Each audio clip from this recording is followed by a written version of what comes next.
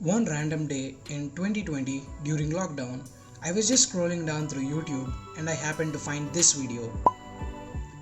For those who are seeing him for the first time, he is Mike Boyd, a Scottish YouTuber.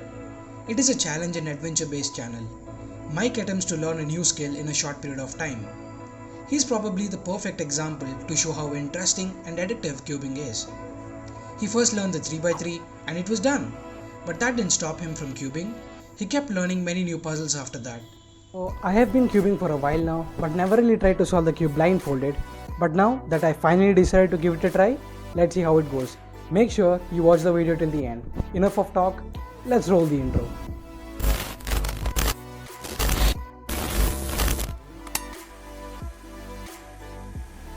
There are 43 quintillion, 252 quadrillion, 3 trillion, 274 billion, 489,856,000 possible combinations of a Rubik's Cube.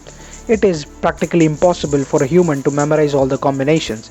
Instead, a German speed cuber named Stephen Pockman has developed a method in which we just need to memorize a string of alphabets and it's done. You will be able to solve the cube blindfolded.